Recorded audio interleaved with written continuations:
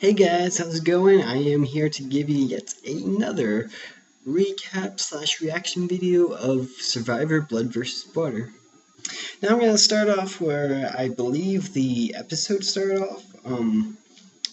It was before they showed the Redemption Island challenge, and it was Brad talking about voting, like possibly voting off Caleb because Caleb doesn't have a connection that, like, on the other tribe that would get mad at him, and it would send a message to the other tribe, like saying, "Hey, we're willing to play ball with you." I think that those were his exact words, actually.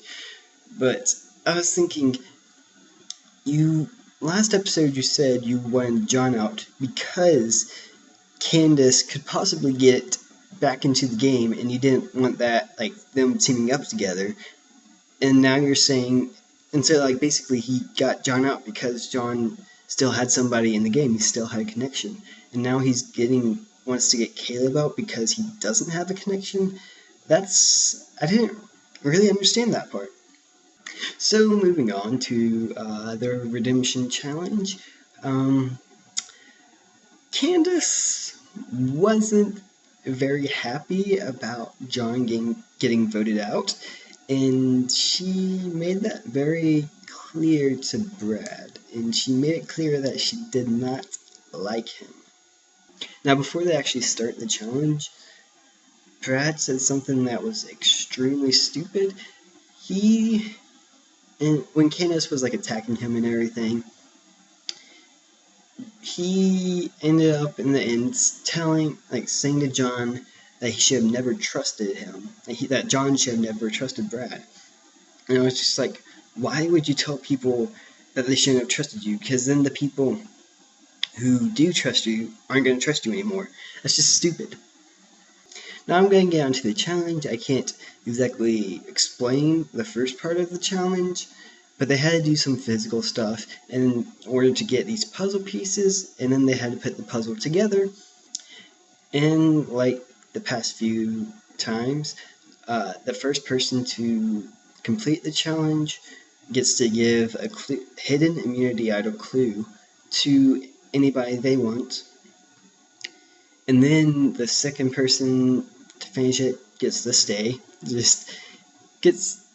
stay in the game and not be kicked out. And the person who doesn't finish has to burn their buff and get out of there. So in the beginning, John and Marissa are neck and neck, and Candace is a bit behind them.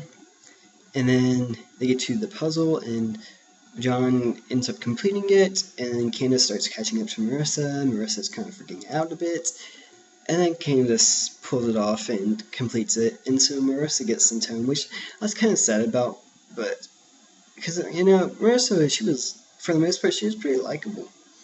Anyways, so John wins, he gets to give the clue to somebody, and Candace, his wife, if you recall, she told him to give it to Monica, and in the end, he does decide to give it to Monica, because getting the clue put a target on his back, and he doesn't like Brad, so might as well give the clue to Brad's wife and hope that she gets voted out. Now, Monica, she starts to open up the clue, and Brad tells her to burn it because that's actually a smart idea. I'm surprised Brad said it. I'm not sure if he actually came up with it or not, but he still said it, and I was surprised that he had such a smart idea in him, because what I've seen, he's not really all that smart. I don't really mean to be mean, but he seems kind of stupid from what I've seen, at least. And so Monica does decide to burn the clue because she's in a pretty good position on her tribe, and looking at the clue would only put a target on her back. Now Candace, she's upset, and she doesn't like Brad, and so when Monica goes to burn the clue, Candace kind of attacks her, like saying, oh, you did it because Brad told you to. She didn't say those exact words, but that was pretty much what she said. And now I kind of laughed at that because she told John to give Monica the clue, and John did it. But I understand where Candace is coming from. She's just pissed off at Brad, and she wants to, like, attack anyone related to him, I guess. Now they get back from the challenge, and Brad is off fishing, and Caleb, Hayden, and Vitas, they're together, they're talking. Hayden, I'm not sure if I said this in a previous episode or in a previous video, but I do like Hayden. Hayden's pretty smart. I did not expect that from him. When the show began, when I first saw him, I was like, oh, he's probably this, like, stupid guy. He's just good looking. He's not very smart. But he really surprised me. He seems pretty intelligent. Or at least he gives me the appearance of it, which, I guess is just as good. But I do like Hayden, I do like Vitas, and I do like Caleb. So that's a good alliance right there. And now the three of them were talking to each other, and you get Caleb's perspective of it. He really trusts Hayden and Vitas. And the three of them, they're talking together, talking about how Brad really, like, screwed over John so hard, and how they don't want to be what, I think it was Hayden, he said that they just have to make sure that they don't get Johned, which I guess means not get blindsided to the degree that John was blindsided, because there's a difference between suspecting that you could be blind, like that you could be voted out, and being told you're not, and there's having somebody you really trust in, that you're sure you have an alliance with, who goes and votes you out.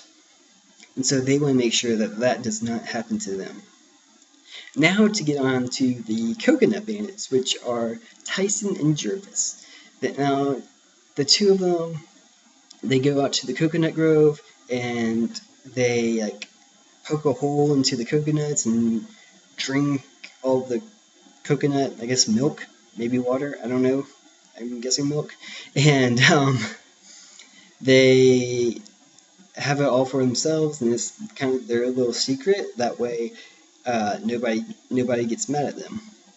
And now the others think that animals, I think specifically crabs, maybe hermit crabs is what they said, I don't know, but crabs of some sort get into the coconuts, and that's what some of the other people think, which is kind of funny. Now on to the challenge. The tribes have to row a boat out into the water, and there are five crates that they have to get onto their, like, they have to untie them and get them onto the boat, and then row back to shore and solve two puzzles, I guess. This is kind of like two puzzles. Now again, Galong, which is the returning players tribe, they have problems starting off, and they do get their crap together, but Tadhana, which is the loved ones tribe, they pull ahead, and they get to their crate first, and so throughout pretty much the whole thing, they were one crate ahead of the Galong, and then when they get their fifth crate, the boat tips over when Brad tries to get on it, so they lose two of their crates and they have to get that. And so Galong pulls out ahead, and they get to the shore first with all of their crates, and they're loading it up, unloading the crates onto where they're supposed to put them, and then they start working on the first puzzle. They have to make, like, stairs out of the crates, but it has to spell out blood versus water. And Tadhana, they end up finishing it first, but just barely, and Galong's finished it right after them. and then they have to get the puzzle pieces and put them together to figure out a combination that they have to do. And when they finish the puzzle, there's like this wheel with a bunch of keys tied to the center, and they had to twist the wheel because the puzzle thing told them which numbers they had to do. So it was kind of like a combination lock, and so they turned it however many times, and I guess they turned it back and then turned it back, and then they found the right key, and then one person would go up the steps that the crates made and unlock something and then pull a lever, and they would win. And that is what Golong did. They yet again won the challenge. Now back at camp on Tadhana, the boys, they go get water, which means they go talk about who they're going to vote out. And so one of the guys says, "We're going to get water, Brad, come on." Brad stays behind, and he talks to Sierra and Katie about voting out Caleb. And Vitas has to go back and be like, "Brad, you coming?" And he's like, "Yeah, I'm coming." And then he goes there, he tells them that he was telling the girls that they were going to vote out Caleb. And then the guys talk, and they come up with Sierra being the best vote because she keeps losing to her mom. Like, the two puzzle, like, if you remember in the first challenge, they had to do a puzzle and she volunteered for it, and then in that challenge, she volunteered to do the puzzle, and she lost both times, and so they're like, we need to get her out. Now, going on to Tribal Council, I don't remember most of it, but one thing that stands out in my mind is something very, very stupid that Brad had said. I forget what led to it, but Jeff, like, Brad had said some stuff, and Jeff was like, so basically you want to vote out somebody who doesn't have any ties so that people won't be mad at you. And Brad was like, yeah. And I was like, why would you say that?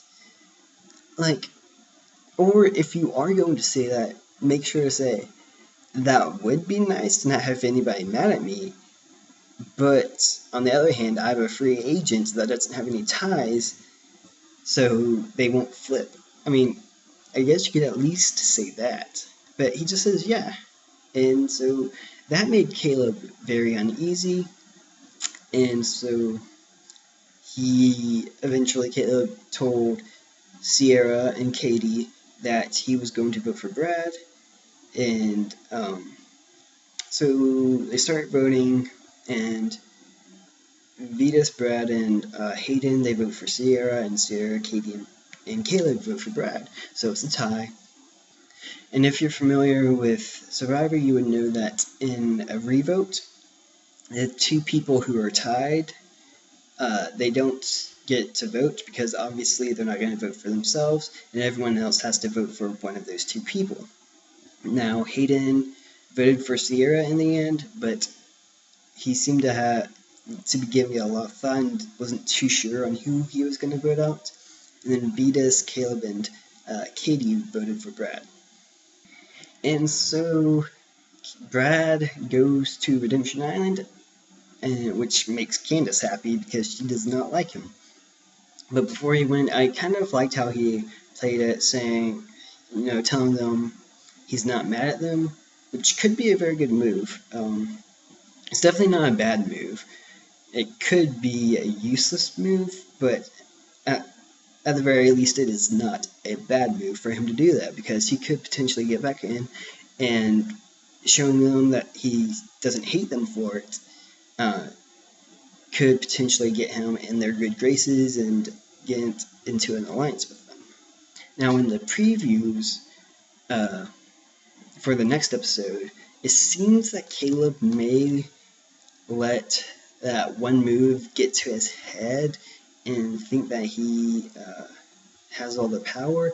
I'm not too sure if that's actually what's going to happen, but I hope not, because I don't really like people who are blatantly like power hungry, I guess. I don't know. It kind of reminds me of Colton.